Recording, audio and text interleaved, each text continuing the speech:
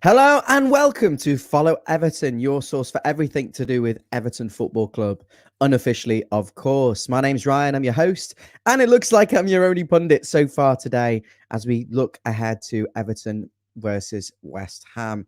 Hopefully, we will be getting Basil on a little bit later on when he can connect through and join. And we were originally scheduled to be live with Mabbsy, but he now unfortunately has a prior arrangement. So we're facing West Ham now. They're a team that has improved dramatically since the incoming boss David Moyes, who actually did very well in his first spell at West Ham, and was dismissed, I believe, if I'm remembering correctly. And then they brought David Moyes back in, or his contract got renewed. I'm not quite too familiar with the whole situation, really, in honesty. But Moyes has done a fantastic job in charge, and he would kind of been written off a little bit as a manager in terms of, after leaving Everton, he went to Manchester United and he really did struggle at United at times. And okay, he wasn't given a long enough of an opportunity at United, but the subsequent teams he managed, Sunderland, he really struggled at, and in Spain. So Moyes had really been written off and had become in the sort of bracket of a bit of a joke manager. West Ham gave him a chance, and I think he's proven his worth, and he's showing his credentials yet again. And kind of, I think, really, some of the United fans will be looking and thinking, well, we should have given David Moyes more of an opportunity as Manchester United manager. But there he is. He's at West Ham, and you can't argue with the job he's done so far. And the recruitment, I think, has been dramatically better now that he's in there. The signings of Kufal at right back and other players that he's managed to bring in, as well as improving the likes of Declan Rice. So his recruitment's improved. West Ham's recruitment's improved, and also the development of players. They've gone from being a team that were looking at kind of the cast-offs at other clubs and overpaying for them and really competing in the same markets as bigger clubs, but without really the attraction there, other than the London factor.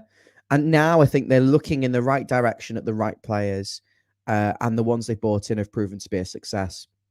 Now, last season, obviously, they finished in the European spaces, above Everton, who were, of course, above them for much of the season, but ultimately dropped away. And it was West Ham who reached Europe, and they're in Europe this season.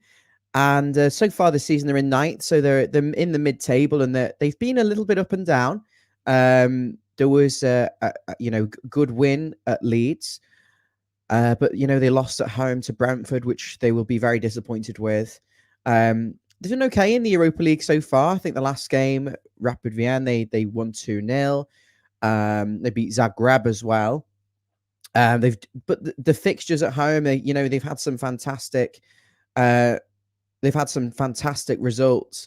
And some not so good ones. The Southampton draw where they got man sent off was a bit of a disappointment for them. And, the Palace draw at home, again, the same. But, beating Leicester City and Newcastle, they're good results. So it's been a bit up and down. They're mid-table. They're doing okay in Europe. And there's big things expected from them this season. I'm just very, very briefly going to pause the stream just while I get Basil involved. So if you can bear with us for 30 seconds, just while I make sure he's got the credentials to log in and join us, that would be great. So but stay with us, please, guys.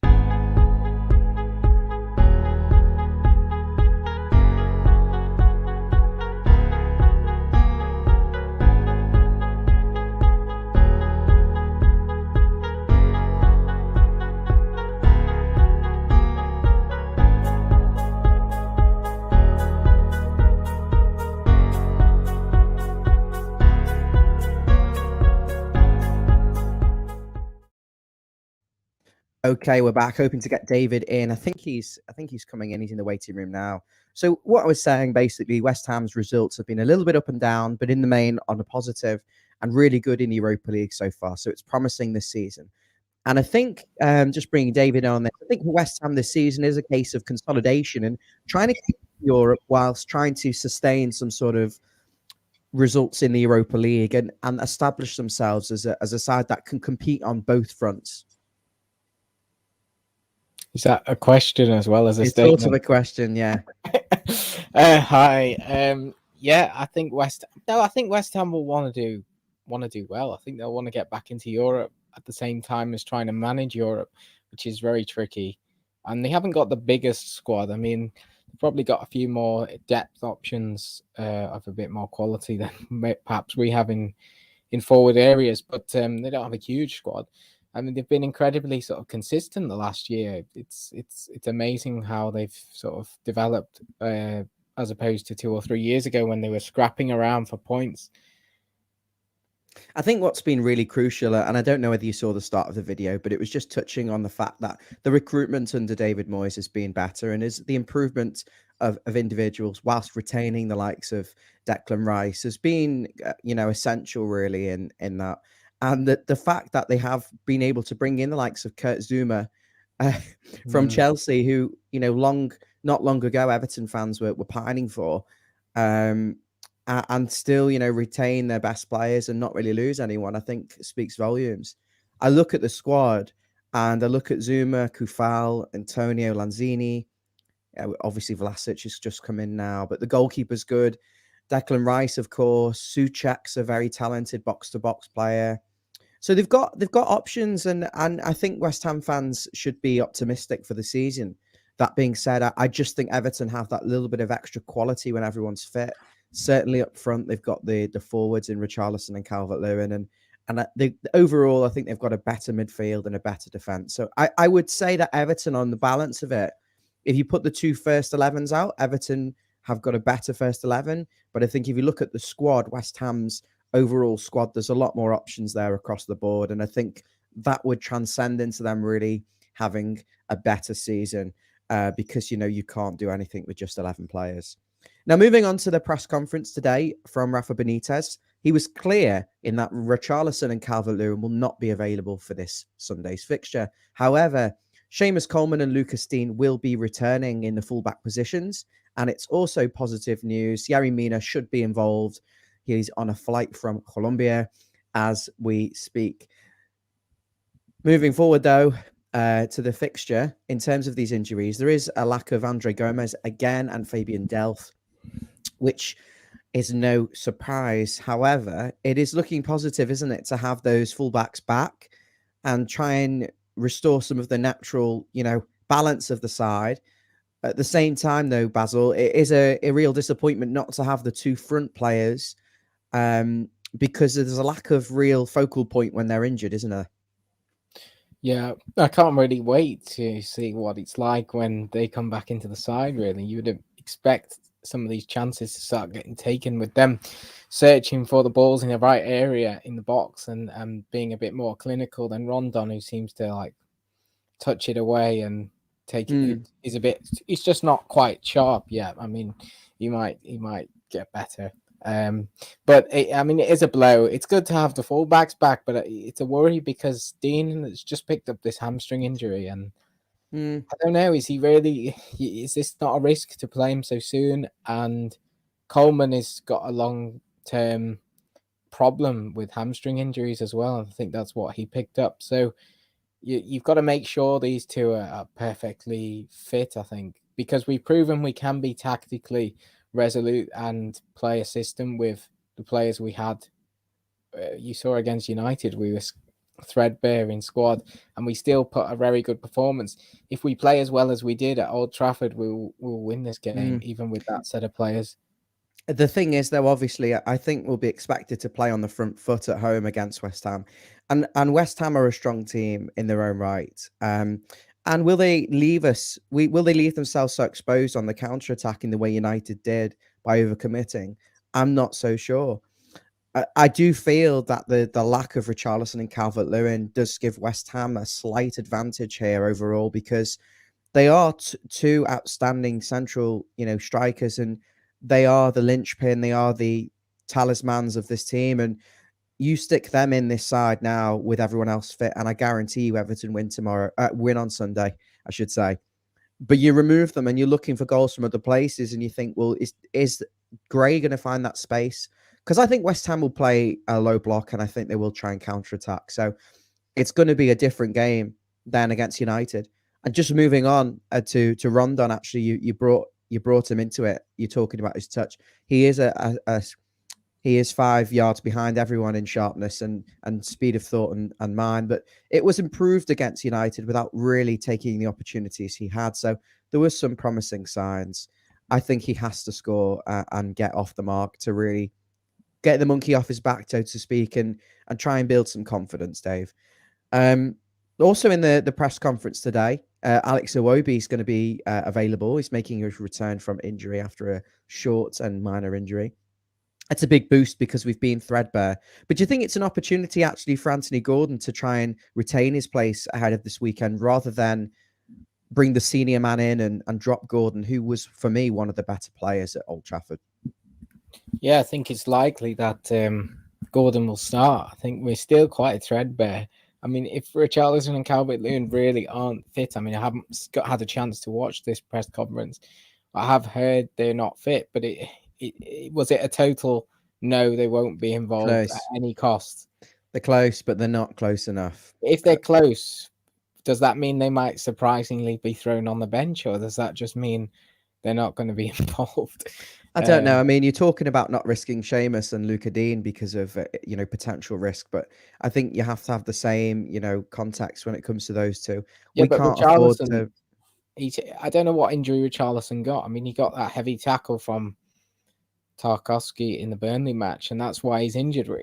It was a knock, wasn't it? Well, I mean, what injury would be caused by that would keep him out of weeks and weeks and weeks? And we saw him fly back from winning the Olympic gold medal and play 3 days later. So it's not like somebody who couldn't play with a slight niggle or something.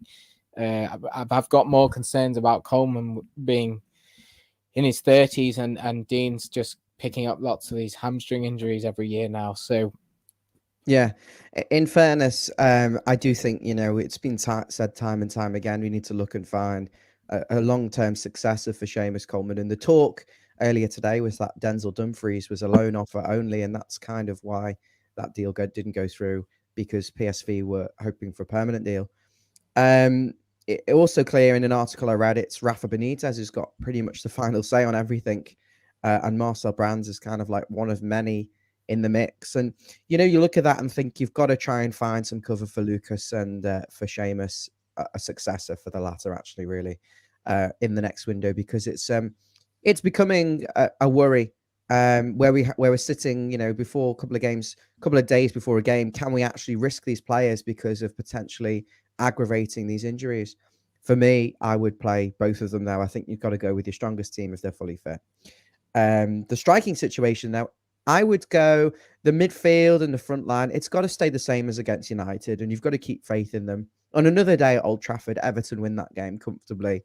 And it was a case of getting sucked in, for that goal, Townsend, and leaving Godfrey exposed. And I think just a few mistakes.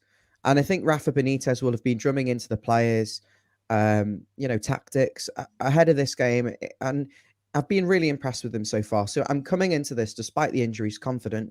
I do think West Ham have the slight advantage because of the lack of injuries on their side, and our two front players are still out. But I am feeling confident. If you're just joining us, be sure to hit that like and subscribe button wherever you're watching. And because this is a live video, we know a lot of people watch back, but if you're watching us live, feel free to comment and we will bring them in on the screen. This is a comment from Jeff, who's a friend of the show. Hiya, Jeff. Hope you're well. Was expecting at least one of DCL or Richarlison to be fit for West Ham. I think we share that sentiment, in fairness, don't we, Dave? We were expecting Richarlison to be available for this, and it is a big disappointment, particularly for the fans. And there'll be 40,000 of them in that stadium on Sunday. When can we expect to see Richarlison then, David? Do you expect him to be available for the following week? I've no idea, because it's been going on for weeks and weeks now. I mean, you think they've got the international break, and once they come back, that's 2 weeks. Because we saw Calvert-Lewin training. I'm sure he was in a picture 2 weeks just before the sort of United time. So he's had an extra 2 weeks of training, and apparently they're not back to full fitness. Well, they're not going to be back to full fitness until they play some actual competitive matches anyway. But yeah, it makes you wonder what the hell's going on. But hopefully they'll be back for Watford the following week. I would anticipate that. And I know you said you didn't see Rafa's press conference, but he was quite clear on the injuries, which we've covered. And excuse me, he also touched on the Newcastle takeover and said he wasn't interested. He'd had some text messages from people and friends at Newcastle, but he decided to stay at Everton. Do you think the word decided and that terminology used there, Dave? Do you think that lends to the fact that perhaps he was considering leaving and he's made a decision, an active move to reject something? Or do you think that's just maybe to do with the language barrier and the fact English isn't his first language? Because it just makes me think, well, if you're deciding to do something, you've been asked a question. You don't just. I don't just decide. It Do does you want seem to get what I'm awfully, saying? it does seem awfully strange what you're telling me. If they've basically he's been approached, it's probably not a formal thing, but somebody's probably texted him and said, Would you "Would be you take? interested? Would you Yeah, be?" Yeah, and he said no, but he should have just really said, "No, I'm not interested in that job. I've just started here." But he said I he's wouldn't happy read. here. I wouldn't read into it. I don't think he's going to go here because he lives here. That's the difference between him and the snake. He actually considers this place his home, and so do his family. So Mm. there'll be less inclination for him to do badly and leave. Yeah, of course. I think you make a really good point there about Ancelotti. He certainly didn't feel at home here, and that's why he's gone back to sunny Spain. But Rafa's been settled here for over 10 years, and you can understand why at times money isn't everything. He also went on to comment on. I can't really remember now. I'm kind of getting lost in that press conference, so maybe it's best to move away from it.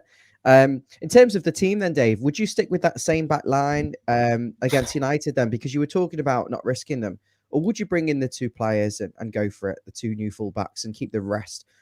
Does Alex Iwobi come in? Or does Gordon retain his place? Does Rondon drop to the bench and maybe Demarai Gray given a go up front? How would you approach this? Well, the back four is interesting because Minas played 3 games in 6 days, and he's getting a flight back from Colombia, and we're playing in like 2 days. I know there's teams playing tomorrow who've got South American players who are just coming back today. I mean, it's not really right, is it, that they've got to play? But Disgrace. Yeah, absolute disgrace. we need I him to wouldn't play, play really. Mina. I mean, I don't think you can play Mina really if you think about it like that. If he's only just getting off the plane tonight, a day's rest, and then straight in for the I think the game. problem is Colombia's behind, aren't they? So there'll be like a 6-hour time thing. So when he steps off the plane, it will be 6 hours more than the time of the journey plus when he left. So it's a big time difference as well. Mm, I don't know, but the good thing is if Coleman's back, then Godfrey can move into centre back.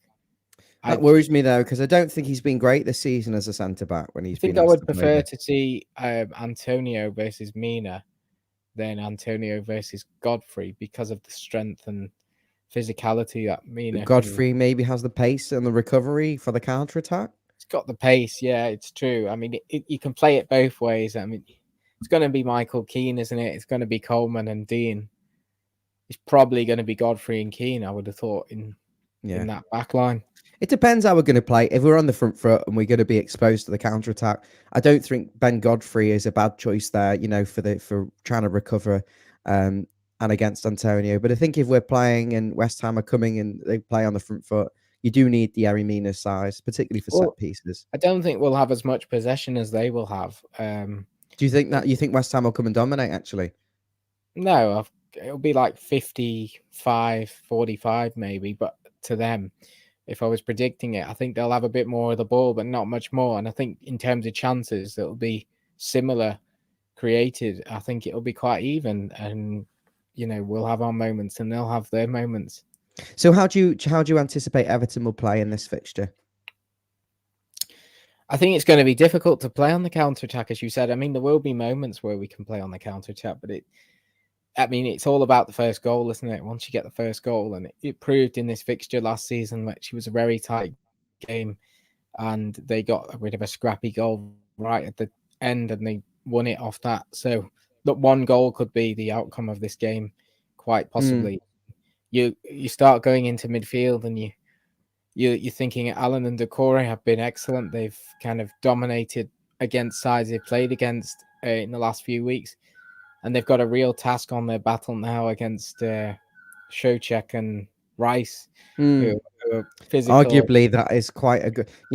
I did say earlier that the Everton midfield, I think, edges it slightly, but it's a really good central pairing, I don't isn't it? know. I That think two. that's going to be a real battle, isn't it? I mean, Maybe there isn't really a lot in it if you think I about think it. Rice and Socek probably have a bit more physical. I mean, Socek's massive and Rice is a big lad. And I think Allen has a bit more sort of dribbling and a bit more of that sort of niggling out of tight spots and ability on Dribbling the while he's ball. eating his dinner, more like. In Um, terms of the wide options, though, Damari Gray and Andros Townsend are going to be crucial for us, aren't they? Trying to cut inside and create something and try and create some chances for Rondon that will be so easy to score that you can't not miss. yeah, it's nothing new there, is it? We're relying off this 1.7 million sensational pair that have come in and surprised everyone. And And Decore? Decore, we knew he had it. He's been on a leash the whole year. He's been told to like cover the whole right hand side of the pitch for Coleman and James last year, and now, now he's actually got some genuine, Townsend who will actually work hard and cover space and track back and cover the areas.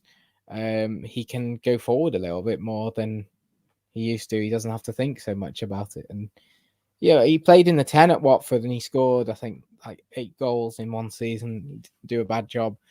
So, he's got it in him to do it. And I think Rafa sees he can do both that job and the defensive job because he's so quick across the ground and physical, stamina. I do like that West Ham midfield, and I think Everton's pair in there will need to be at the top of their game.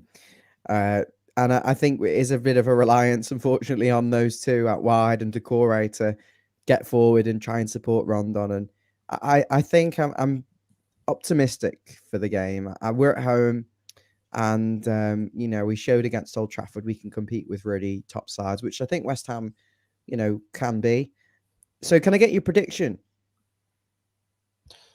Well, West Ham have just come off the back of a 2-1 defeat to Brentford. And I know you're going to say 2-2. They've lost the game. They lost against United, then they won on their next fixture against United in the Carabao Cup. So they've already proven they bounced back after a result. I think Everton missing their 2 strikers, I think they might find it difficult to win Go this either game. way. But it could go either way. I wouldn't be surprised if we lose or if we nick it or win it comfortably. Really, if it was 2-0, I wouldn't be too surprised either way. Could be anything, really. I think the home advantage is going to be crucial at the That's end of the the only day. thing that it's going to bridge the gap between having 2 strikers out and playing it. I think if the crowd are up for it, then I think it's there for the taking. But it will be a difficult game. They're very physical. West Ham. They've got tall units in their armory. Everywhere. I just don't know whether Rondon and Yeah. I just don't really see where the goal comes from. But I mean, I felt like that for weeks, and we have created lots of chances and we've scored lots of goals. So I'm not overly worried. I think it'll just come from somewhere. But I'm going to go for I'll go for a 2-1 Everton win because I'd like to get the 3 points. Yeah, I mean, I think I'd probably say 2-0, 2-1, 2-1 or 1-0 to Everton. But I think if Everton had those 2 forwards, Everton they'd find the chances, they'd score. I think it would be comfortable just because we're at home. Those 2 strikers and Everton are playing well. Without them, I think it's going to be tight. West Ham could win this game. It could be a draw and it could be a win. It's one of those. It could go either way, just because I think the home advantage, goes in our favour. But losing those 2 players and playing against a strong team, there's a lot of counter arguments really. So it's a hard game to predict. Actually, could be the first time Everton have won 4 league matches at Goodison Park for the first time since 1978. Can you believe? So we're talking about nearly 50 years since Everton have won 4 in a row at home since the start of the season. Do you think that kind of is a stat you don't want on your back going into the fixture? And I know the players won't really take much of an interest in that, but us running a Follow Everton as a YouTube channel, it's an interesting statistic, isn't it? It is, and I was about to kind of comment on another sort of statistic. there's a lot of that floating floating around going into this game, because Everton in the past have been known to crumble under the pressure of a statistic or a kick-off time. And if you look at this fixture, 4 games to in 50 years to win is a strange stat. You would have thought we wouldn't have that problem at home, but I don't think we need to think about that. I was thinking about the fact we're playing on Sky Sports and it's on a Sunday. And very often other teams have played and you've got chances. We lose the toss. You've got chances to move up the table because you've seen other results, and you kind of in the past, Everton throw those opportunities away. So we've got to see how it's kind of a Rafa team deals with it.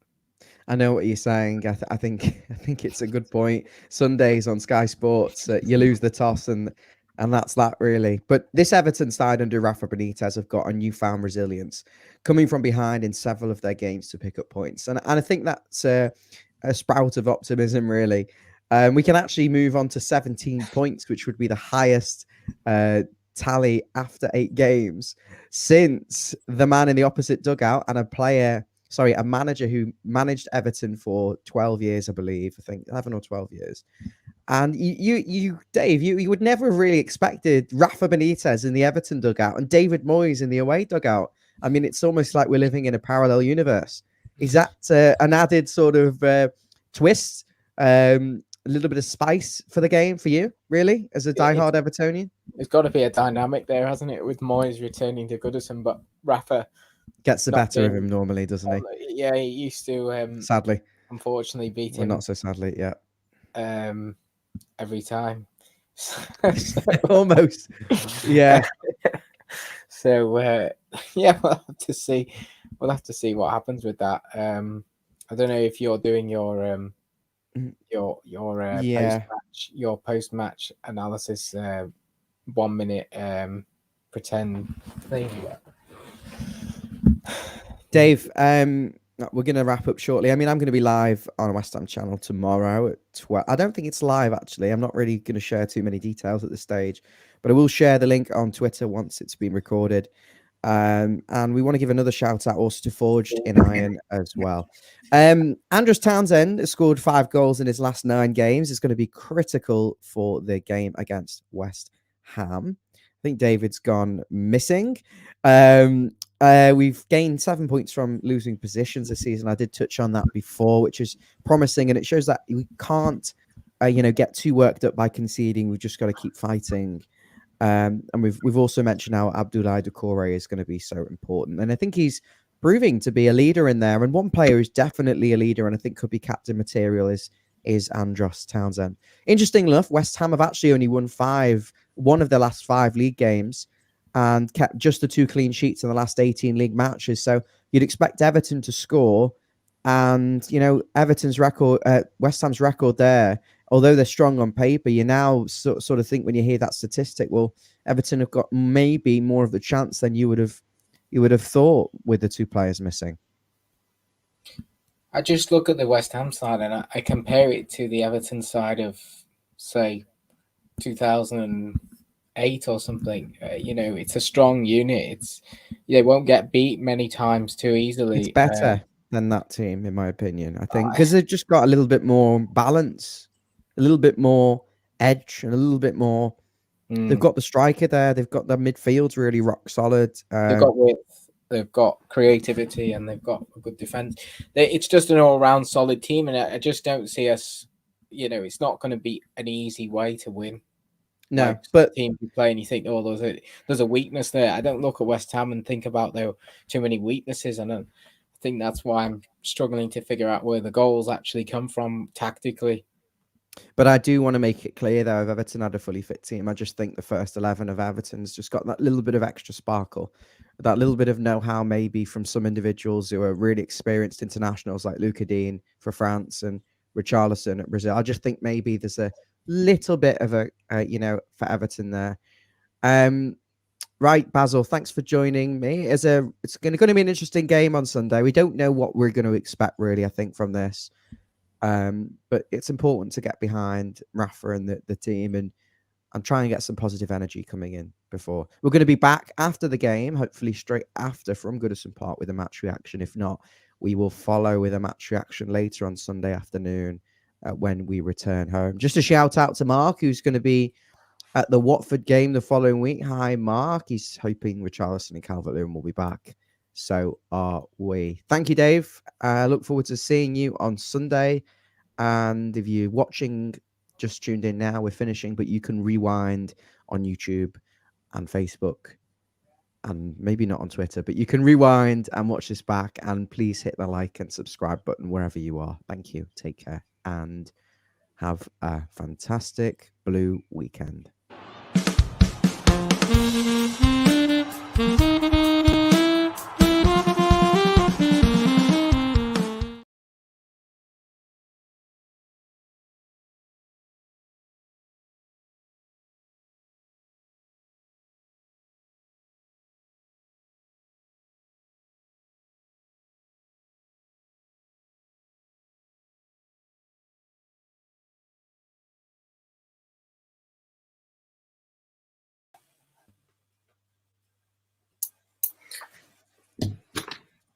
Bye. Bye.